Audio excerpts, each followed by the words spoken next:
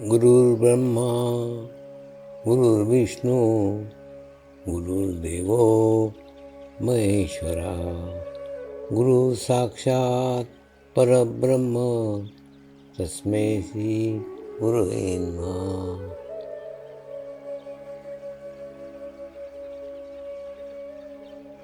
ध्यान की उस स्थिति में जाएंगे जहाँ शरीर भाव पूर्णतः समाप्त हो जाता है।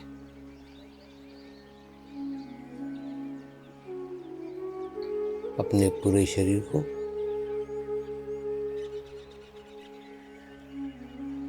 पूर्णतः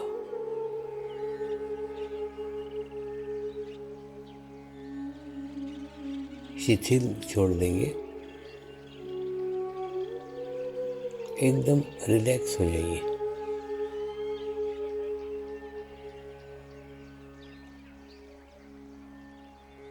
मंत्र का उच्चारण करेंगे। मैं एक पवित्र आत्मा हूँ। मैं एक शुद्ध आत्मा हूँ। मैं एक पवित्र आत्मा हूँ। मैं एक शुद्ध आत्मा हूँ। मैं एक पवित्र आत्मा हूँ। मैं एक शुद्ध आत्मा हूँ।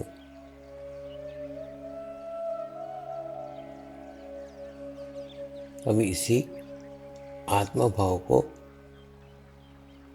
बनाए रखते हुए गुरु मंत्र का उच्चारण करेंगे।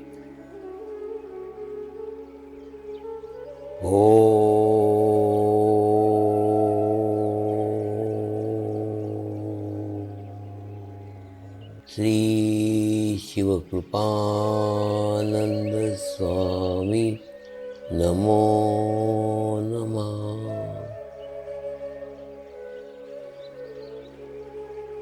ओम श्री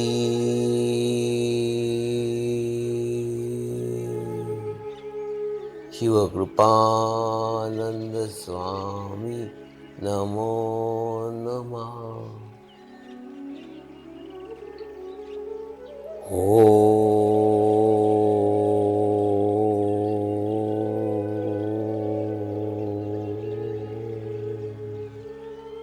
श्री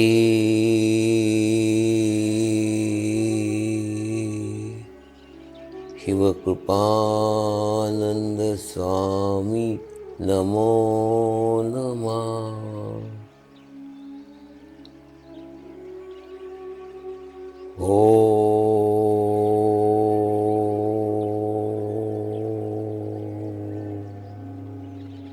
श्री शिवकृपानंद स्वामी नमो नमः।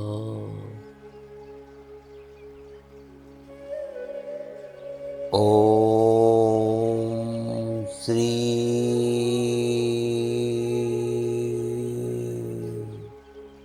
शिवकृपानंद स्वामी नमो नमः।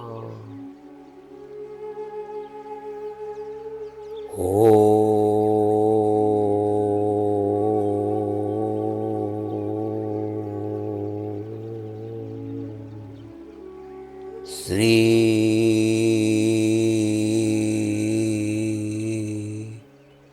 शिवकृपानंद स्वामी नमो नमः।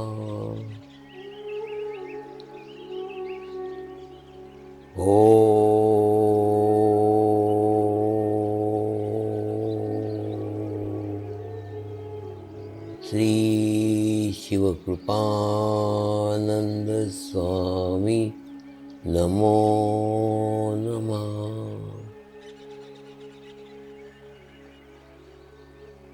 ओम श्री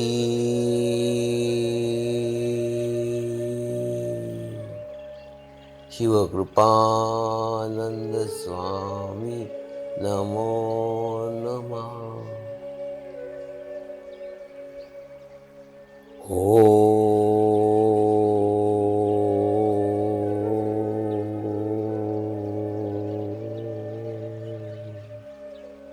श्री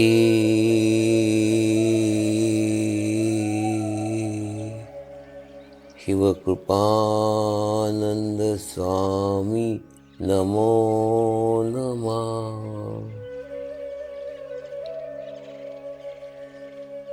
अब आप अपना चित्त सहस्त्रार पे रख के थोड़ी देर के लिए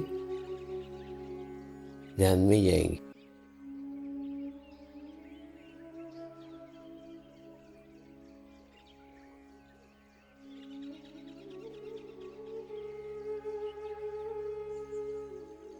और अगर ध्यान में किसी गुरु के दर्शन हो जाए, ध्यान में किसी देवता के दर्शन हो जाए, तो गुरु वही होगा जो आपने आपके भीतर बिठा के रखा हुआ है।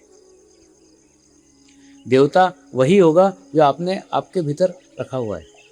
आपके भीतर का गुरु तत्व जागरूक हो जाएगा, और गुरु तत्व जागरूक होने के बाद में आपने बिठाया हुआ गुरु आपको दर्शन देगा। आपने बिठाया हुआ परमात्मा आपको दर्शन देगा। लेकिन ऐसे जब गुरु के दर्शन हो जाए, जब ऐसे परमात्मा के दर्शन हो जाए, तो वहां ठहरना मत, वहां रुकना मत। ये पड़ाव है, अंतिम मंजिल नहीं है।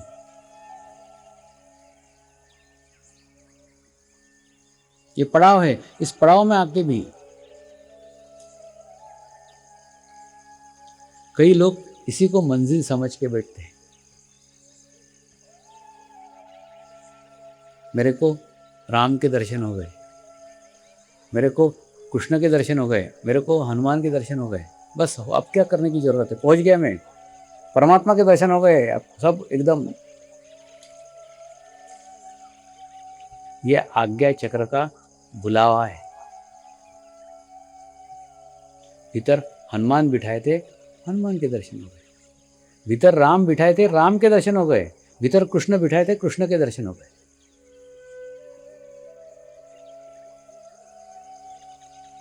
तो वहां तक पहुंच करके रुकना मत, वहां पे अटकना मत, अहंकार को आने मत देना, अन्यथा अहंकार उससे आगे आपको जाने न देगा।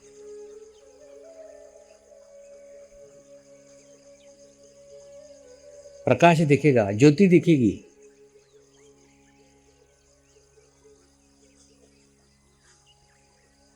ये सब मार्ग के पथिक है।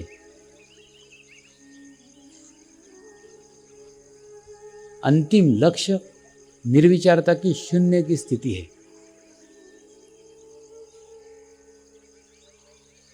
सहस्त्रार पे पहुंचने के बाद में दिखने की प्रक्रिया बंद हो जाती है, कुछ दिखता नहीं।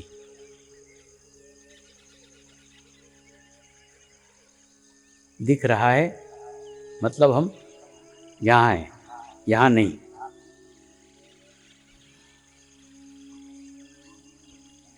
यहाँ से यहाँ तक का रास्ता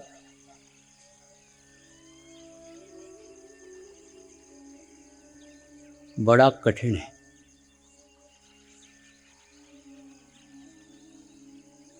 स्वयं तो पार कर ही नहीं सकते।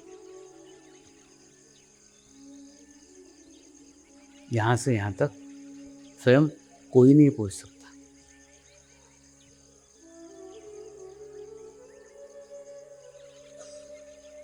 एक ही रास्ता है, एक ही मार्ग है।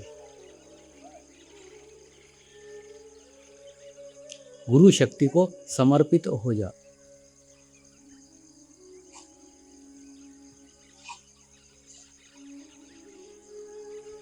समर्पित होने के बाद सारा कचरा, सारा भूतकाल समाप्त हो जाएगा।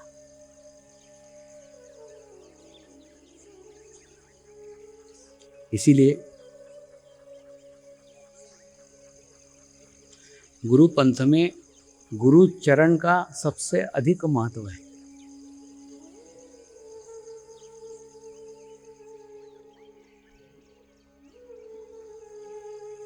गुरु चरण की बात ही इसलिए कही गई है कि उसके ऊपर आप देखो ही मत।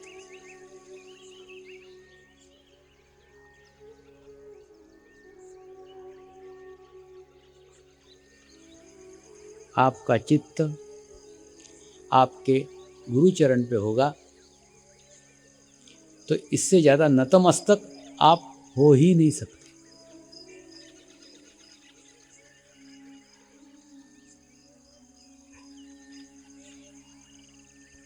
गुरु चरण का, पावड़ी का यही महत्व है कि गुरु के सामने अत्यधिक नतमस्तक होना है।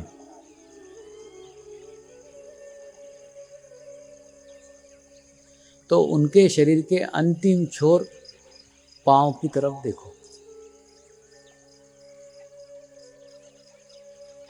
इससे अधिक आप झुक ही नहीं सकते।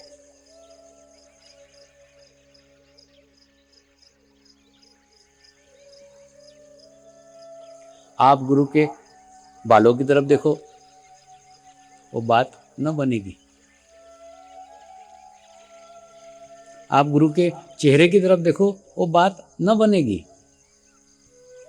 गुरु के छाती की तरफ देखो, वो बात न बनेगी। गुरु के पेट की तरफ देखो, वो बात न बनेगी। गुरु के घुटने की तरफ देखो, वो बात न बनेगी। बात तो तभी बन सकती है जब आपका आज्ञा चक्र उसके चरणों पे हो।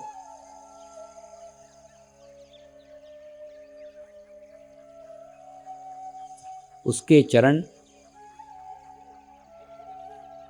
और आपके आज्ञा चक्र का बहुत गहरा संबंध है।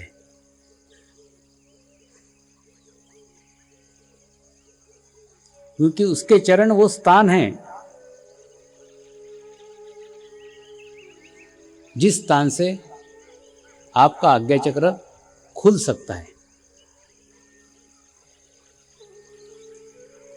गुरुचरण वो स्थान है जिस स्थान से आपका आगे का मार्ग, आपके आगे का रास्ता खुल सकता है। आप कहीं भी गुरु की ओर देखो, लेकिन जो चरणों में शक्ति है वो कहीं नहीं है।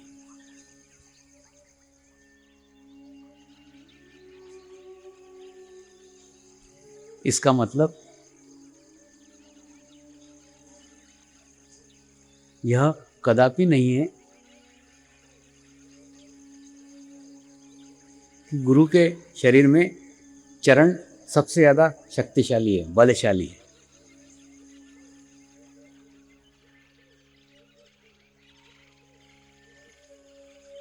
गुरु का तो सारा शरीर ही तेजोवलय है, तेज का पुंज है, शक्ति का माध्यम है। उसके कण कण में शक्ति विराजमान है।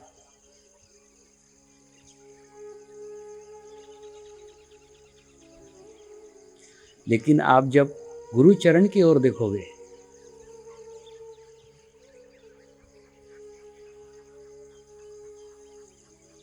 तो स्थिति में आपके परिवर्तन आएगा, गुरु के नहीं। आपका आज्ञा चक्र, आपकी दृष्टि जब गुरु चरण पर रख दोगे तो शरीर की रिसीविंग पावर कई गुना बढ़ जाएगी। आपकी लेने की क्षमता कई गुना बढ़ जाएगी, क्योंकि आप पूर्णतः झुक गए हो।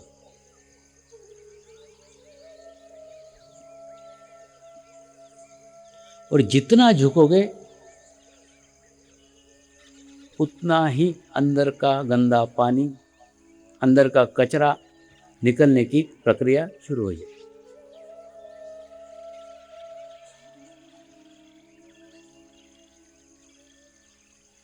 उस चरणों पे झुक करके आप उस गुरु पे कोई एहसान नहीं कर रहे हो। उस चरणों पे झुक करके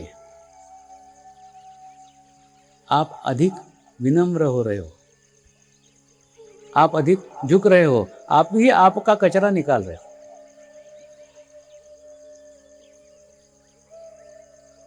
आपके झुकने से या न झुकने से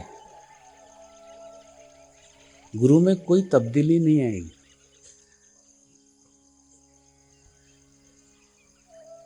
गुरु में कुछ फर्क नहीं आएगा, फर्क आएगा आप में।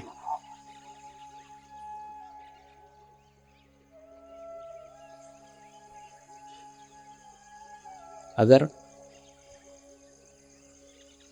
संपूर्ण समर्पित हो जाते हो तो सारा कचरा, सारा गंदा पानी पैरों की शक्ति के द्वारा शोषित कर लिया जाता है।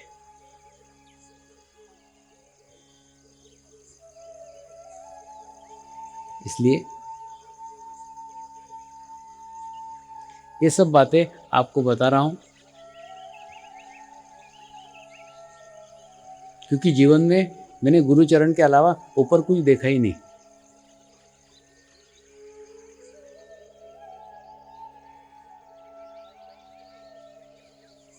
आपको 8 दिन से इतनी भाषणबाजी कर रहा हूं, लेकिन मेरे गुरु ने मेरे को एक शब्द में भी कभी कुछ नहीं कहा।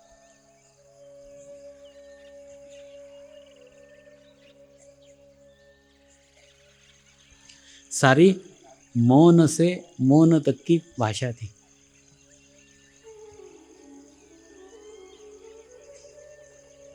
चैतन्य की भाषा थी, वाइब्रेशंस की भाषा थी, जहां उस भाषा में संवाद चल रहा हो। शब्द की भाषा की आवश्यकता ही नहीं रहती।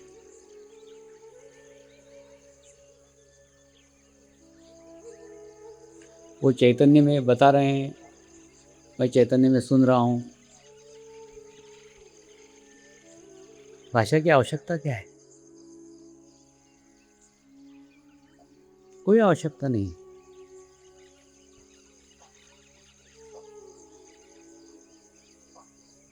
किसी गुरु ने किसी शब्द से मुझे नहीं समझाया है।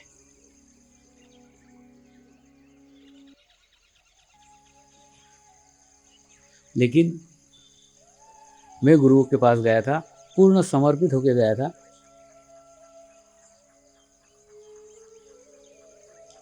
कुछ प्रश्न नहीं पूछता था, कुछ नहीं था।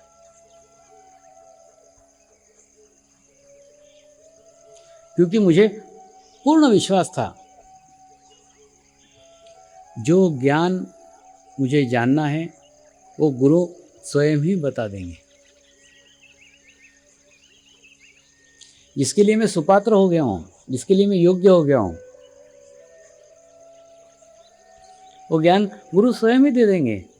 मांगने की क्या जरूरत है, पूछने की क्या जरूरत है। और जो प्रश्न पूछने के लिए मैं सुपात्र नहीं हूं, वो प्रश्न उनको क्यों पूछूं?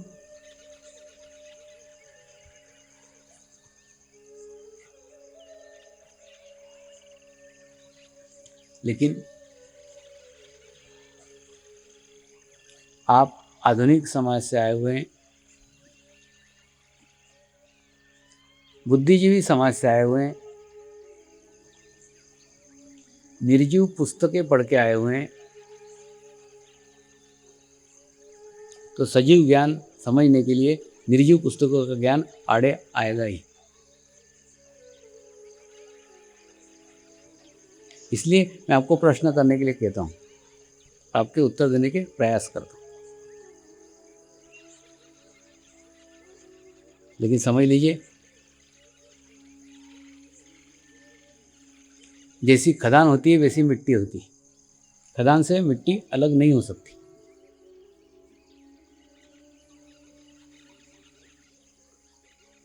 मैं जिन गुरुओं के संगत में तैयार हुआ हूँ, जिनके सानिध्य में विकसित हुआ हूँ, वहाँ कोई शब्दों की भाषा नहीं होती।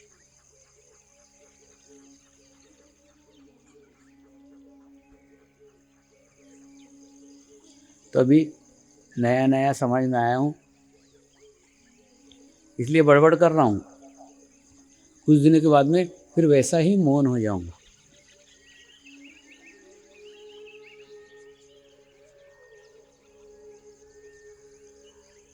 फिर यह भी एक इतिहास बनेगा कि स्वामी जी 8-8 दिन बोलते थे।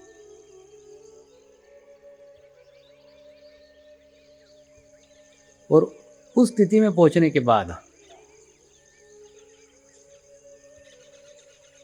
मुझसे वही संवाद स्थापित कर पाएंगे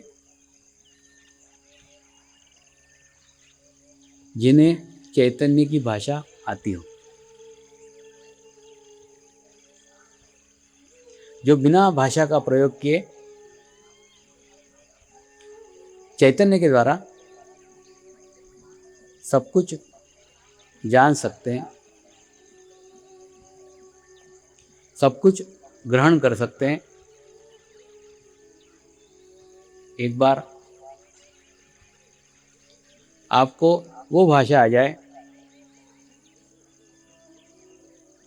तो दुनिया के किसी शब्द की भाषा की सीखने की आवश्यकता ही नहीं है। एक बार आपको वो भीतर का ज्ञान प्राप्त हो जाए,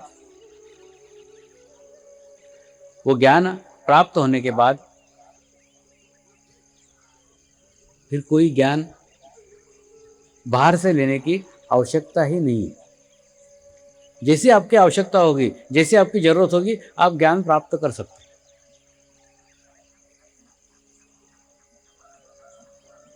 एक बार जापान से एक महिला मुझे मिलने के लिए आई।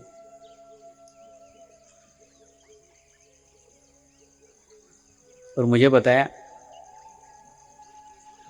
कि मैं ज़ेन बुद्धिज़्म से ध्यान करती हूँ।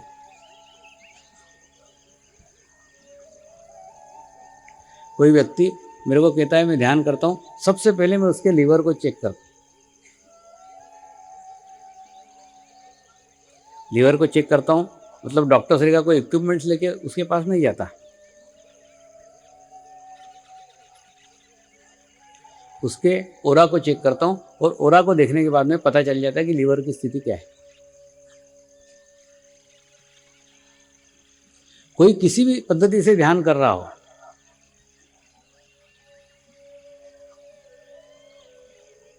अगर ध्यान करता है,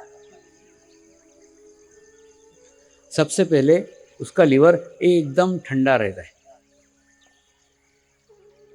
एकदम शांत रहता है, वो व्यक्ति एकदम समाधानी रहता है। मैंने उस महिला को बोला, आप ध्यान करती है लेकिन ध्यान लगता नहीं।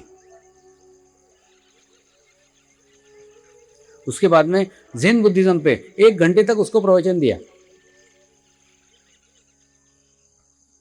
जो उस ज़ेन बुद्धिज्म के बारे में जो नहीं जानती थी, वो सब कुछ बातें उसको बताई।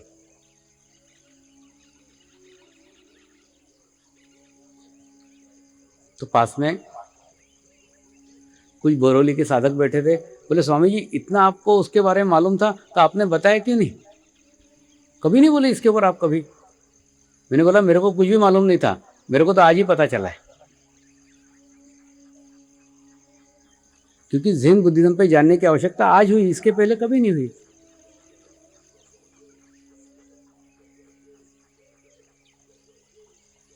जब वो साधिका सामने आई, उसको माध्यम बना करके मैंने जैन बुद्धिज्म के बारे में जानकारी प्राप्त की।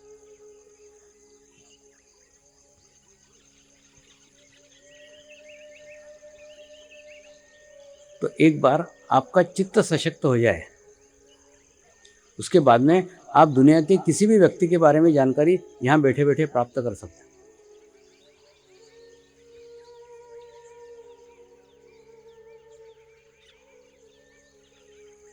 ये क्या प्रकार है? प्रकार ये है कि ध्यान करते करते, मेडिटेशंस करते करते सूक्ष्म शरीर निर्माण हो गए।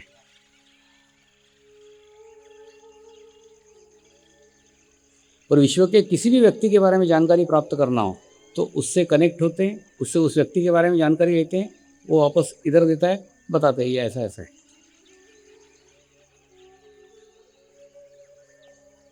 जिस प्रकार से सैटेलाइट से आप इधर उधर मैसेज भेजते हो, ठीक यही पद्धति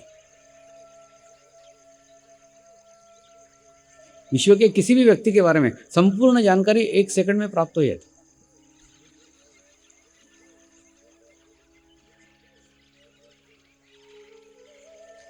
और ऐसी बातें प्राप्त होती है जो बातें उस व्यक्ति को स्वयं को भी पता नहीं।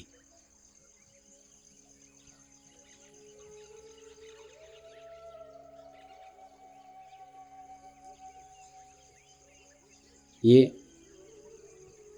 ओरा का अध्ययन करके पता चलता है।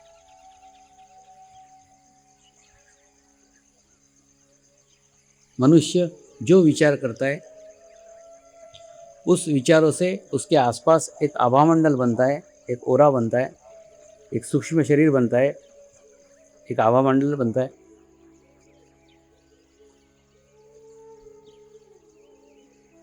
वो आभामंडल बनने के बाद उस व्यक्ति की संपूर्ण जानकारी प्राप्त हो सकती है।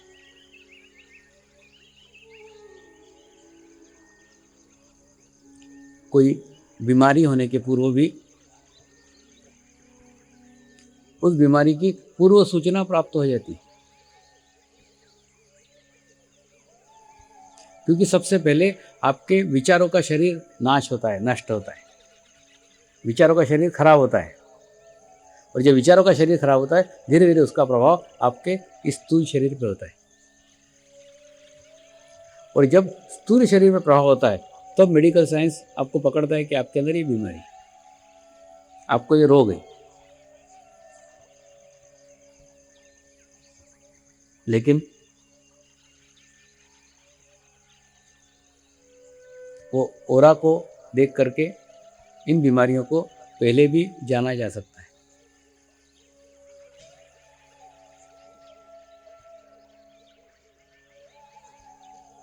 ओरा से प्रत्येक व्यक्ति के विचारों को जाना जा सकता है। लेकिन जो मुझे मिलने के लिए आते हैं, उन व्यक्तियों को मैं सिर्फ उतना मार्गदर्शन करता हूँ जितना उनके लिए आवश्यक है। उस व्यक्ति के बारे में 100% जानकारी पूर्ण मिल जाती है, लेकिन सिर्फ 10% उसको देता हूँ, इतनी उसके लिए आवश्यक है। क्योंकि अगर 100% देने लग जाऊं तो कोई व्यक्ति मेरे आसपास भी नहीं फटकेगा।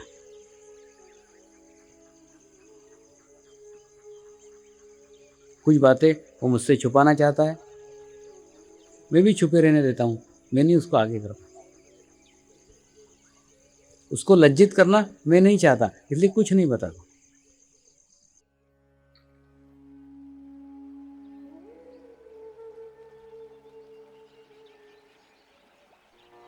प्रार्थना करेंगे। हे परमात्मा, हम सभी पवित्र आत्माएं आपको हृदय से प्रार्थना करते हैं कि सारे विश्व में शांति हो, सारे विश्व के आत्माओं की आध्यात्मिक उन्नति हो एवं सर्वांगीण उन्नति हो। यही हम सब आत्माओं की शुद्ध इच्छा है। हे परमात्मा, हम सभी पवित्र आत्माएं आपको हृदय से प्रार्थना करते हैं कि हमारे सद्गुरु श्री शिव कृपानंद स्वामी जी का स्वास्थ्य सदैव अच्छा रहे, उनकी आयु दीर्घ हो, यही हम सब आत्माओं की शुद्ध प्रार्थना है, शुद्ध प्रार्थना है, शुद्ध प्रार्थना है।